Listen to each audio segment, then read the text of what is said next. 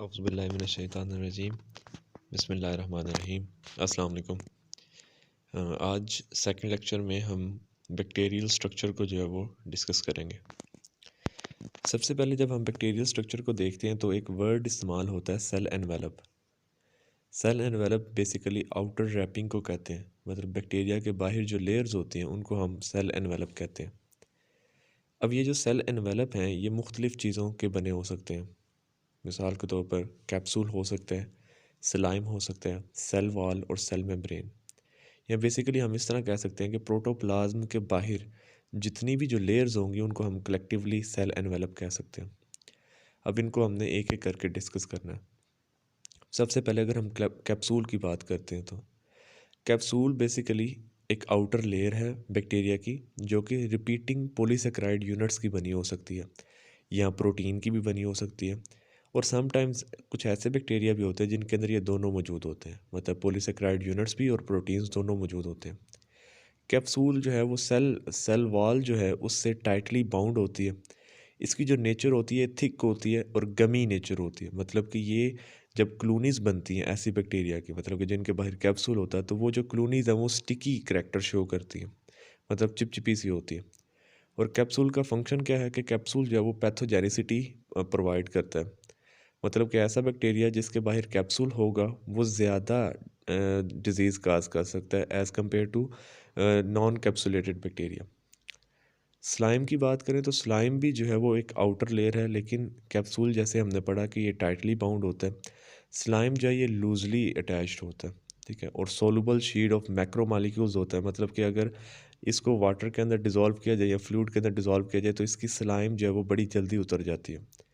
और इसका एक नुकसान है, और वो ये है कि जैसे ही ये स्लाइम उतरेगी हमारे ब्लड के अंदर शामिल होगी तो ये ज़्यादा टॉक्सिसिटी काज कर सकती है, ज़्यादा नुकसान पहुंचा सकती है।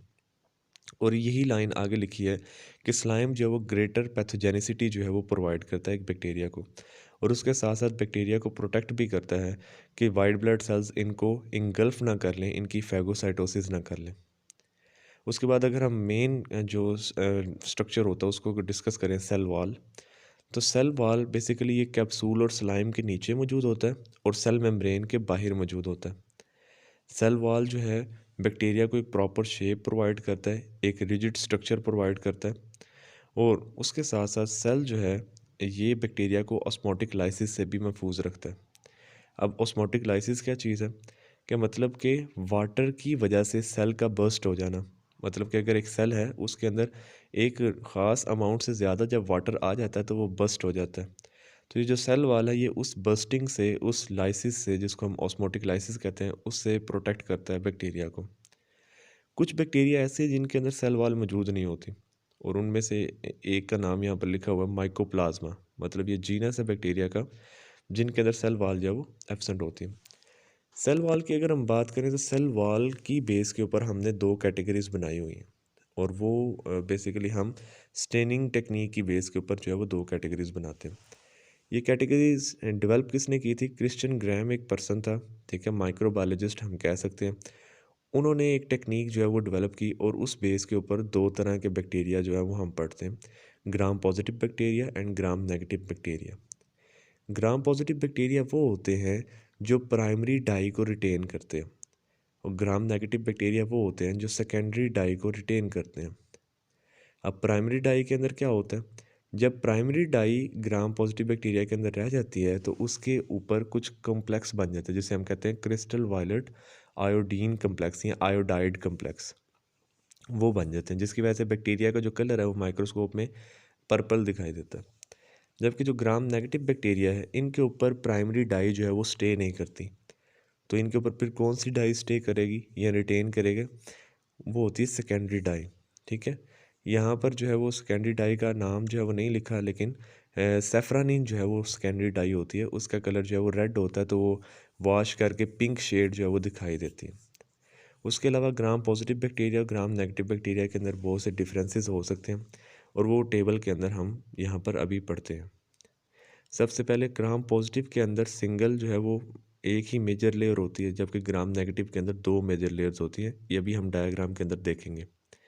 केमिकल मेकअप की बात करें तो पेप्टिडोग्लाइकन दोनों के अंदर मौजूद है, लेकिन जो ग्राम पॉजिटिव है इसके अंदर 50% जो है वो पेप्टिडोग्लाइकन मौजूद होता है, जबकि ग्राम नेगेटिव के अंदर जो है वो 10% पेप्टिडोग्लाइकन है ड्राई वेट के हिसाब से। ग्राम पॉजिटिव के अंदर टिकॉइक एसिड, लिपोटिकॉइक एसिड मौजूद है, जबकि ग्राम नेगेटिव के अंदर लिपोपोलीसेक्राइड्स और लिपोप्रोटीन्स जो है वो मौजूद है। अगर हम लिपिड्स की बात करते हैं तो ग्राम पॉजिटिव के अंदर 1 से 4% मतलब थोड़ा सा लिपिड होता है, जबकि ग्राम नेगेटिव नेगेटिव के अंदर कंपैरेटिवली ज़्यादा होता है 11 से 12%। ओवरऑल थिकनेस भी लिखी हुई है, ग्राम पॉजिटिव जो है वो 20 से 80 नैनोमीटर के अंदर, और जबकि ग्राम नेगेटिव जो है वो 8 से 11 नैनोमीटर के अंदर होते हैं। आउटर मेम्ब्रेन, ये भी डायग्राम के अंदर पॉइंट क्लियर होगा कि ग्राम पॉजिटिव के अंदर कोई भी आउटर मेम्ब्रेन नहीं होती, मतलब कि जैसे सेल वॉल है उसके बाहर कोई मेम्ब्रेन नहीं है, जबकि ग्राम नेगेटिव के अंदर सेल वॉल के बाहर भी एक मेम्ब्रेन मौजूद होती है। पेरीप्लाज्मिक स्पेस जो है ग्राम पॉजिटिव के अंदर कुछ कुछ के अंदर मौजूद है, कुछ के अंदर नहीं होती, जबकि ग्राम नेगेटिव के अंदर सभी के अंदर पेरीप्लाज्मिक स्पेस होती है। अब पेरीप्लाज्मिक स्पेस एक्चुअल में है क्या, कि दो मेम्ब्रेन्स के दरमियान वाली जो स्पेस होती है उसको हम पेरीप्लाज्मिक मेम्ब्रेन कहते हैं। मिसाल के तौर पर सेल मेम्ब्रेन है और सेल वॉल है, तो इनके दरमियान में अगर कोई स्पेस होगी तो उसको हम पेरीप्लाज्मिक स्पेस का नाम देते हैं। अब क्योंकि ग्राम पॉजिटिव के अंदर सिंगल लेयर होती है मेजर, तो इसमें से चीज़ें आसानी से गुजर सकती हैं, इसको हम कहते हैं मोर परमिएबल। और जबकि ग्राम नेगेटिव के अंदर दो लेयर्स होती हैं तो यहाँ पर चीज़ें जो वो इतनी आसानी से नहीं गुजर पाती, तो ये लेस परमिएबल होता है। अच्छा जी, उसके बाद जो बैक्टीरिया है इनका यूनिक फीचर यही है कि इनके सेल वॉल के अंदर पेप्टिडोग्लाइकन होती है। अगर हम पेप्टिडोग्लाइकन को देखें, डिफ़ाइन करें, तो बेसिकली ये बड़ा सा फ्रेमवर्क होता है लॉन्ग ग्लाइकेन चेन्स का, और वो चेन्स जो है वो आपस में जुड़ी होती हैं पेप्टाइड फ्रेगमेंट्स के साथ। ठीक है, ये बेसिकली इस तरह हम पेप्टिडोग्लाइकन को डिफ़ाइन कर सकते हैं। अच्छा, अब इस तरह नहीं है कि हम सभी बैक्टीरिया को ग्राम पॉजिटिव और ग्राम नेगेटिव के अंदर डिवाइड कर देंगे। कुछ बैक्टीरिया ऐसे भी होते हैं जिनके अंदर सेल वॉल ही नहीं है, मिसाल के तौर पर अभी हम माइकोप्लाज्मा की बात कर रहे थे, तो ना उनको हम ग्राम पॉजिटिव में रखेंगे ना ग्राम नेगेटिव के अंदर रखेंगे। और कुछ बैक्टीरिया ऐसे भी हैं कि जिनके अंदर सेल वॉल तो मौजूद है लेकिन वो ग्राम पॉजिटिव और ग्राम नेगेटिव जो स्टेनिंग है उसको फॉलो ही नहीं करते, तो उनकी भी हम कैटेगराइजेशन जो है वो इस तरीके से नहीं कर सकते। अगर आर्कियो बैक्टीरिया, एंशियड बैक्टीरिया बैक्टीरिया की हम बात करें तो वो मतलब कि यू बैक्टीरिया से थोड़े से डिफरेंट होते हैं। डिफरेंट किस तरीके से होते हैं, ये मेजर डिफरेंस है कि इनकी मतलब कि आर्कियोबैक्टीरिया की सेल वॉल के अंदर पेप्टिडोग्लाइकन मौजूद नहीं होता, तो उनकी सेल वॉल फिर किसकी बनी होती है, वो एक्चुअल में बनी होती है प्रोटीन्स की, ग्लाइकोप्रोटीन्स और पॉलीसेकेराइड की। ये यहाँ पर काफ़ी इंटरेस्टिंग सा एक जो है वो कंपैरिजन शो किया गया ग्राम पॉजिटिव और ग्राम नेगेटिव के हवाले से।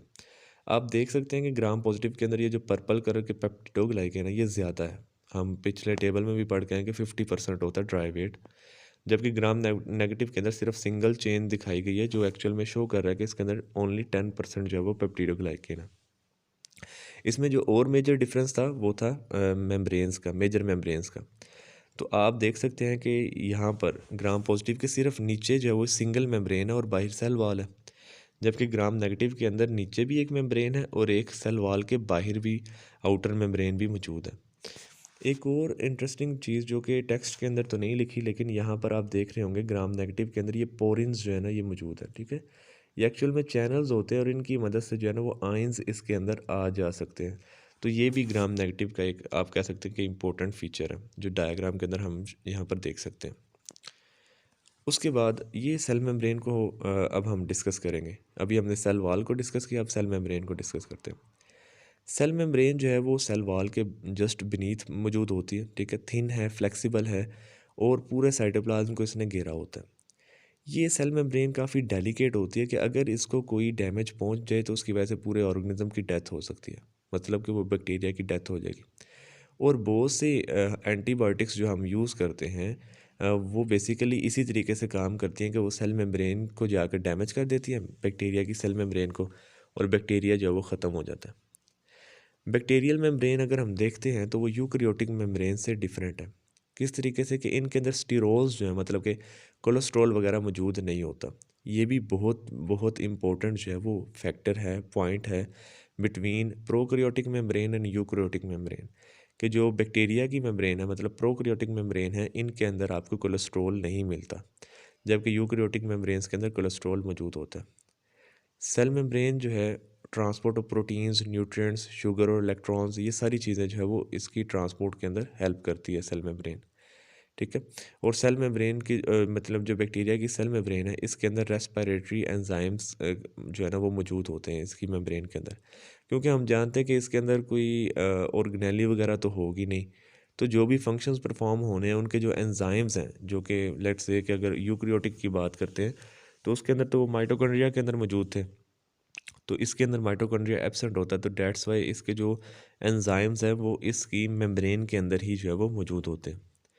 और जब ये सेल मेम्ब्रेन अंदर की तरफ फोल्ड होती है तो इसकी वजह से स्ट्रक्चर्स बनते हैं जिसको हम मीजोसोम्स भी कह सकते हैं, या फोटोसिंथेटिक मेम्ब्रेन्स भी कह सकते हैं, जिसमें फोटोसिंथेसिस के लिए एंजाइम्स मौजूद होंगे। मीजोसोम की बात करते हैं तो मीजोसोम एक्चुअल में सेल मेम्ब्रेन की अंदर की तरफ इन्वेजिनेशन को ही हम मीजोसोम कहते हैं। मुख्तलिफ़ किस्म की हो सकती है, वेजिकल्स की शक्ल में भी हो सकती है, ट्यूब्यूल्स की शक्ल में भी, और लेमेला लेयर्स की शक्ल के अंदर भी मीजोसोम्स मौजूद हो सकते हैं। मीजोसोम के कुछ फंक्शंस हैं और वो हमें जो है वो याद करने हैं कि मीजोसोम जो है वो डीएनए रेप्लिकेशन के अंदर हेल्प करता है, सेल डिवीजन के अंदर हेल्प करता है, और उसके अलावा सेल से बाहर अगर कोई एंजाइम्स वगैरह ट्रांसपोर्ट करने हो, एक्सपोर्ट करने हो, तो उसके अंदर भी मीजोसोम्स हेल्प करते हैं। और इससे पहले हम ऊपर वाली लाइन के अंदर ही पढ़ चुके हैं कि सेल मेम्ब्रेन जिसके अंदर जो है रेस्पिरेटरी एंजाइम्स मौजूद होते हैं, एक्चुअल में उसको हम मीजोसोम ही कहते हैं। मतलब कि वो अंदर की तरफ मुड़ी होती है मेम्ब्रेन और उसके अंदर एंजाइम्स भरे होते हैं और यहाँ अटैच होते हैं, और वही जो है वो मीजोसोम कहलाते हैं। आफ्टर मीजोसोम अब हम डिस्कस करने लगे हैं साइटोप्लाज्मिक मैट्रिक्स।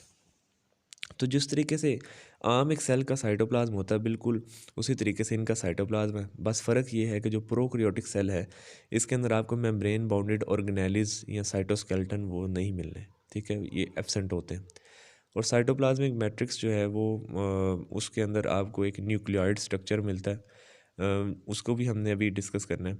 और इस पूरे साइटोप्लाज्म की जेल लाइक कंसिस्टेंसी होती है, मतलब कि एक जेल की तरह होता है, जेली लाइक स्ट्रक्चर होता है। ठीक है। अगर हम यहाँ पर एक आएगा डेफिनेशन आती है प्रोटोप्लास्ट की। ठीक है। तो प्लाज्मा मेम्ब्रेन और उसके अंदर जितनी सारी चीज़ें होती हैं उसको हम प्रोटोप्लास्ट कहते हैं। दोबारा से बता रहा हूँ कि प्लाज्मा मेम्ब्रेन और उसके अंदर जितना भी साइटोप्लाज्म भरा हुआ है उसको कलेक्टिवली हम प्रोटोप्लास्ट का नाम देते हैं। ठीक है। और नेक्स्ट जी न्यूक्लियाइड। न्यूक्लियाइड बेसिकली क्या है जी? आपने याद रखना है कि जो प्रोकैरियोट्स होते हैं उनके अंदर न्यूक्लियस मौजूद नहीं है, मतलब कि न्यूक्लियर एनवेलप मौजूद नहीं होता, लेकिन डीएनए तो है मौजूद। तो डीएनए जो है वो कंप्रेस्ड फॉर्म के अंदर सेल के सेंटर के अंदर पड़ा होता है, और उसी डार्क एरिया को, इरेगुलर शेप्ड एरिया को हम न्यूक्लियाइड का नाम दे देते हैं। याद रखिएगा इस न्यूक्लियाइड के बाहर जो है वो किसी किस्म की कोई मेम्ब्रेन नहीं है, ये जस्ट मटेरियल जो है वो इकट्ठा पड़ा होता है और उसी को हम न्यूक्लियाइड का नाम दे रहे होते हैं। अब वो जो मटेरियल है वो एक्चुअल के अंदर सिंगल मालिक्यूल जो कि सर्कुलर फॉर्म के अंदर मौजूद होता है, वो डीएनए मालिक्यूल होता है, मतलब कि डबल स्टैंडर्ड डीएनए मालिक्यूल जो है वो मौजूद होता है। यहाँ पर एक और इम्पोर्टेंट पॉइंट कि आप बैक्टीरिया का जो डीएनए है उसके लिए वर्ड क्रोमोसोम इस्तेमाल नहीं करते, इसलिए फर्स्ट लाइन के अंदर लिखा हुआ है कि जो बैक्टीरिया हैं इनके अंदर डिस्क्रीट क्रोमोसोम्स, मतलब वाज़े क्रोमोसोम्स मौजूद नहीं है। तो फिर हम उस डीएनए मॉलिक्यूल को क्या नाम देंगे? तो उसके लिए वर्ड है जीनोफोर, मतलब कि सिंगल जीनोफोर जो है वो मौजूद होता है इनके अंदर। और इसी वजह से जो बैक्टीरिया हैं ये हैप्लॉइड होते हैं। अगर हम इस न्यूक्लियोइड को ऑब्ज़र्व करना चाहें तो हम इसको लाइट माइक्रोस्कोप के नीचे ऑब्ज़र्व कर सकते हैं। फल्गन स्टेन हम यूज़ करेंगे, रेड कलर का कलर होता है, डाई होती है, उसको यूज़ करके हम माइक्रोस्कोप के नीचे देख सकते हैं। न्यूक्लियोइड के दूसरे नाम न्यूक्लियर बॉडी भी है, क्रोमेटिन बॉडी भी कहते हैं, और इसको न्यूक्लियर रीजन भी कहते हैं। लास्ट पॉइंट और इम्पोर्टेंट है कि कुछ बैक्टीरिया ऐसे हैं जिसमें आ जाते हैं प्लैंक्टोमाइसीट्स, जिनके अंदर न्यूक्लियोइड के बाहर जो है वो एक मेम्ब्रेन मौजूद होती है, लेकिन ये डबल मेम्ब्रेन नहीं होती जिस तरह यूकैरियोट्स के अंदर होती है। लेकिन ये बाकी बैक्टीरिया से थोड़ा सा डिफरेंट होता है कि इसके न्यूक्लियर मटेरियल के बाहर मेम्ब्रेन मौजूद है, और ये अपनी सेल वॉल के अंदर पेप्टिडोग्लाइकेन भी नहीं रखता। ठीक है, दूसरी लिपोप्रोटीन्स और वो वाले सारे स्ट्रक्चर्स होंगे, मेन पेप्टिडोग्लाइकेन इसके अंदर मौजूद नहीं होता।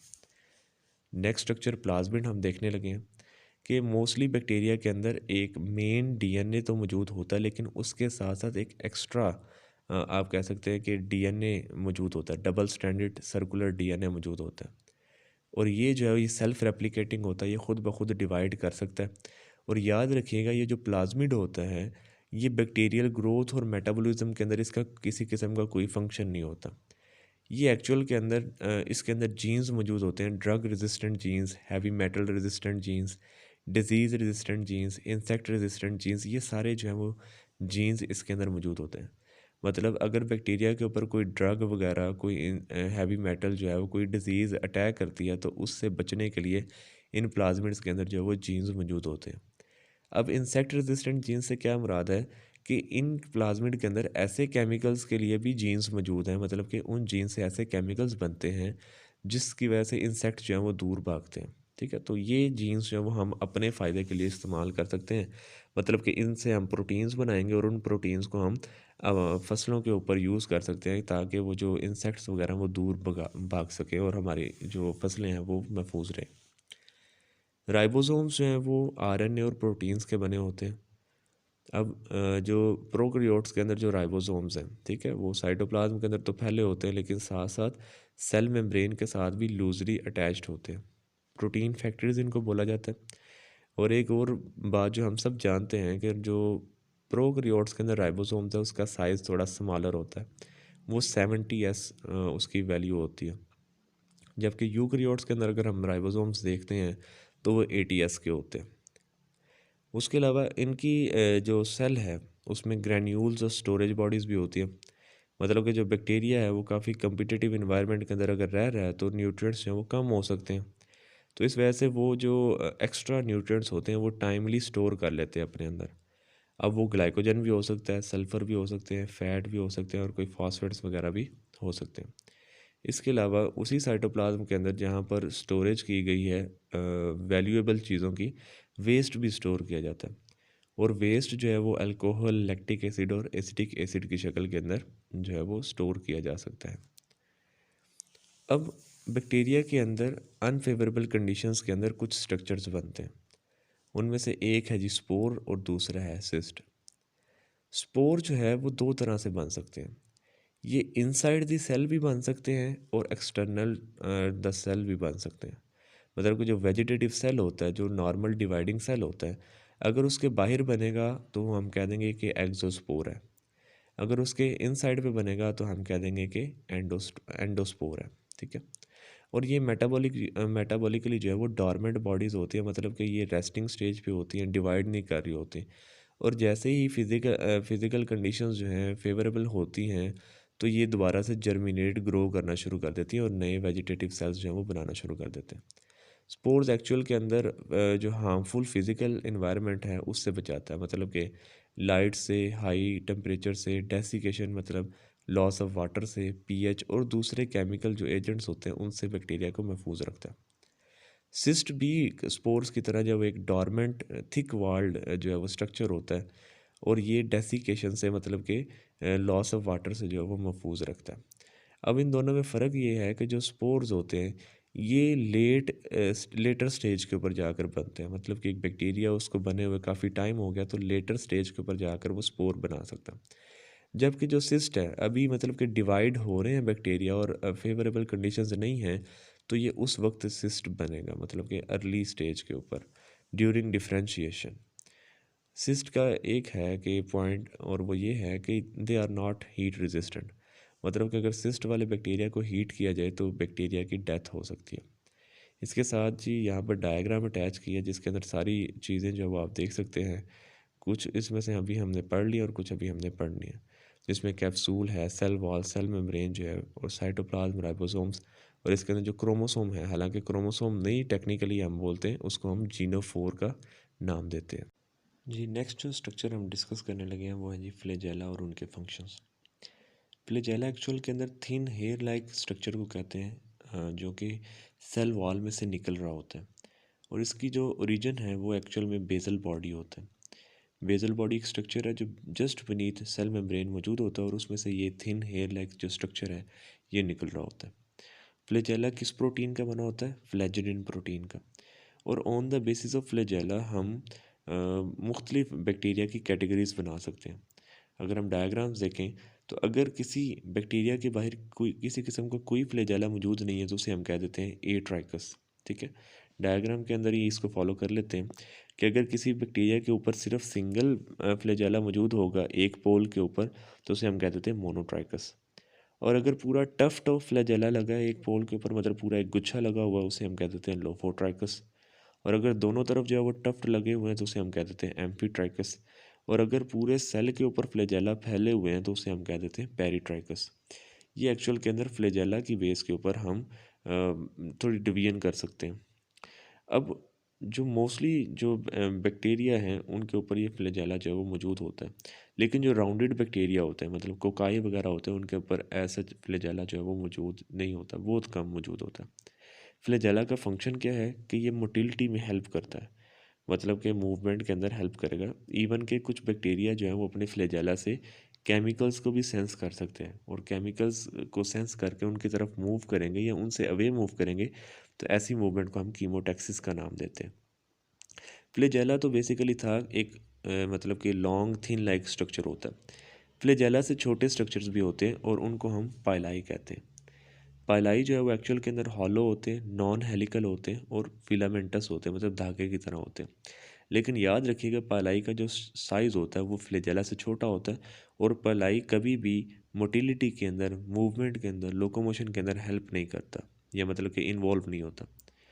जो पाइलाई है, ट्रू पाइलाई, मतलब जिसको हम सेक्स पाइलाई भी कहते हैं, जिसकी मदद से जो एक कॉन्जुगेशन का प्रोसेस होता है वो नेक्स्ट लेक्चर के अंदर हमने पढ़ना है, वो ओनली ग्राम नेगेटिव बैक्टीरिया के अंदर होता है। ठीक है, लेकिन कुछ बहुत ही कम ग्राम पॉजिटिव बैक्टीरिया ऐसे हैं जिनके अंदर मौजूद होता है, लेकिन जनरली हम यही पढ़ते हैं कि ट्रू पाइलाई जो है वो ग्राम नेगेटिव बैक्टीरिया के अंदर पाया जाता है। ठीक है, और ये प्रोटीन कौन सी इस्तेमाल होगी, जिस तरह फ्लैजेला के अंदर फ्लैजेलिन प्रोटीन थी इसी तरीके से पाइलाई के अंदर पाइलिन प्रोटीन होती है। अब पाइलाई की तरह के ही स्ट्रक्चर, लेकिन अगेन पाइलाई से भी छोटे स्ट्रक्चर, उनको हम फिमराई कहते हैं। ठीक है, ये पॉलीमेरिक प्रोटीन स्ट्रक्चर्स होते हैं जो कि पूरे सरफेस ऑफ बैक्टीरिया के ऊपर जो मौजूद होते हैं। एक्चुअल में ये जो फिमराई होते हैं इनके ऊपर ये ख़ास किस्म के रिसेप्टर्स के साथ बाइंड करते हैं और कॉलोनीज़ वगैरह को अटैच करवा कर रखते हैं स्पेसिफिक स्ट्रक्चर के साथ या किसी भी चीज़ के साथ अटैचमेंट के अंदर हेल्प करते हैं। तो ये बेसिकली हमने फ्लैजेला, पाइलाई और फिमराई को जो पढ़ा। लास्ट के ऊपर हम शेप्स ऑफ बैक्टीरिया को देखेंगे। हम 3 तरह से बैक्टीरिया को क्लासीफाई कर सकते हैं, मतलब कि राउंड होगा तो उसे हम क्या कहते हैं, कोकाई कह देते हैं। अगर रॉड शेप होगा तो उसे बेसलाई कह सकते हैं। और स्पाइरल बैक्टीरिया जो है वो मौजूद होते हैं। ठीक है, तो इसको भी हम डायग्रामेटिकली कर लेते हैं। ठीक है, और ये एक्चुअल के अंदर हमने सेकेंड ईयर के अंदर भी पढ़ा होता है, ये बिल्कुल सेम है। अगर जी राउंड बैक्टीरिया सिर्फ सिंपल होगा तो उसे हम कह देते हैं कोकस कह देते हैं। ठीक है, और अगर 2 होंगे तो उसे हम डिप्लोकोकस कह देते हैं। अगर 4 होंगे तो उसे हम टेट्राड कह देते हैं, मतलब अगर स्क्वेयर की शक्ल में होंगे तो टेट्राड बोल देंगे। और अगर क्यूब की शक्ल में होंगे, मतलब कि 8 होते हैं, तो उसे हम सार्सिना कह देते हैं। अगर यही कोकाई चेन की शक्ल में होंगे तो उसे हम स्ट्रेप्टोकोकाई कह देते हैं। अगर इरेगुलर शेप की तरह होंगे, जिस तरह के एक अंगूर का गुच्छा होता है, ठीक है, क्लस्टर ऑफ ग्रेप्स या टफ्ट ऑफ ग्रेप्स जो होते हैं, तो उसको हम स्टेफाइलोकोकाई का नाम दे देते हैं। और जो रॉड शेप बैक्टीरिया है उन्हें हम बेसिलाई कहते हैं। अगर सिंगल होगा तो बेसिलाई होगा, 2 होंगे तो डिप्लोबेसिलाई कह देते हैं इसको हम। ठीक है, अगर पूरी चेन बना रहे होंगे तो स्ट्रेप्टोबेसिलाई। और अगर एंड टू एंड जुड़े हुए हैं लेकिन स्ट्रेट चेन नहीं है तो उसे हम पैलिसेड का भी नाम देते हैं। कुछ बैक्टीरिया जो होते हैं वो प्लियोमॉर्फिक होते हैं। प्लियोमॉर्फिक मतलब एक से ज़्यादा शेप जो है वो रख सकते हैं। जिस तरीके से आप यहाँ पर देख सकते हैं कोकोबेसिलस। कोकोबेसिलस मतलब कि ना कोकस की तरह राउंड है, ना बेसिलाई की तरह जो है वो रॉड शेप है, तो एक इंटरमीडिएट सी फॉर्म है इसकी, तो इसको हम कोकोबेसिलस कहते हैं। थर्ड जो टाइप है वो है जी स्पाइरल बैक्टीरिया की, मतलब कि कर्व बैक्टीरिया की। 3 इसके अंदर आ जाती हैं। एक विब्रियो है जिसमें कॉमा शेप बैक्टीरिया है, स्पाइरिलम और स्पाइरोकीट है। स्पाइरिलम के बारे में याद रखिएगा, जिस तरह डायग्राम में आप देख सकते हैं ये थिक होते हैं और रिजिड होते हैं, जबकि जो स्पाइरोकीट बैक्टीरिया होते हैं ये थिन होते हैं और थोड़े से फ्लेक्सिबल होते हैं। तो ये बेसिकली आज का हमारा जो टॉपिक था, जिसके अंदर हमने बैक्टीरियल स्ट्रक्चर को ओवरऑल सारा जो है वो डिस्कस किया। और इंशाल्लाह जो नेक्स्ट लेक्चर के अंदर हम बैक्टीरियल रिप्रोडक्शन के ऊपर बात करेंगे।